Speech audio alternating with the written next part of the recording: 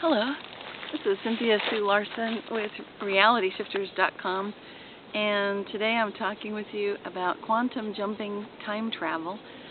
And the reason this came up for me is that I was interviewed on William Shatner's Weird or What for the History Channel, and this interview happened February of 2012. I was part of an episode called Mind Control, and I really enjoyed the whole experience of being on that program.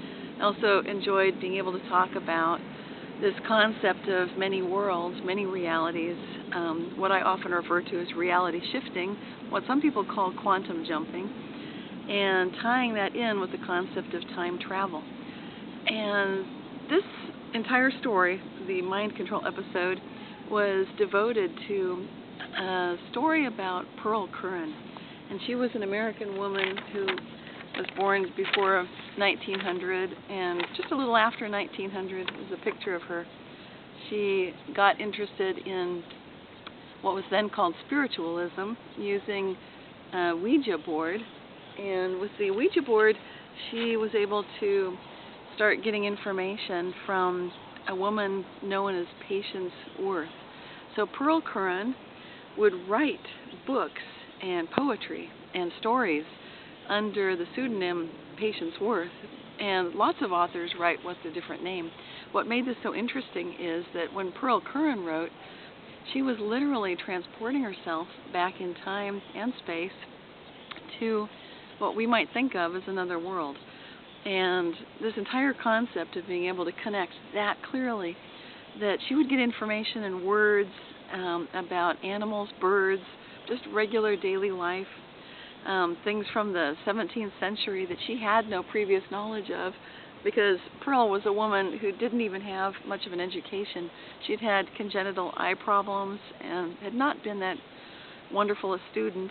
In fact, her writing really was very different before this entire experience with Patience Worth.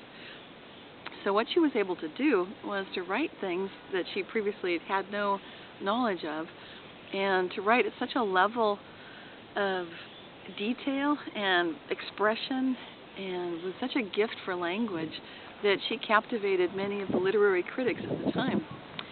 So I guess there's no way to really convey it unless you look at some of the books that she wrote, which are still popular today, which can tell you something about them, such as The Sorry Tale, which was the story about Jesus Christ. And when she went back to that time period, she was able to describe the smells of the marketplace and the Roman court and all sorts of other settings and scenes as if she was literally there. So on the program Weird or What, I talk about the idea that we are actually living in a very quantum multiverse. And what I mean by that is that when you look at the theory of everything, you recognize that we would expect to see some of the quantum phenomena, such as quantum teleportation, where something can move quickly from one space and to another nearly instantaneously. This is now being proven to happen at room temperature over distances of many, many meters, many yards.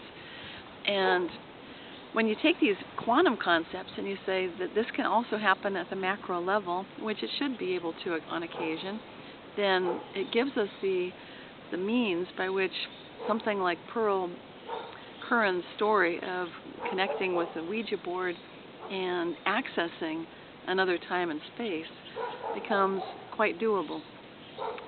So I'd like to leave you with the thought that if you're able to connect with other times and spaces, and you're able to do this by attaining another state of consciousness, such as what Pearl Curran did with that meditative state that she was in working with the Ouija board, and you bring a little extra energy to the experience, then that enables you to gain access to information that you otherwise would have no means to get at all. So until next time, I'd like you to keep asking, how good can it get? This is Cynthia Sue Larson with realityshifters.com.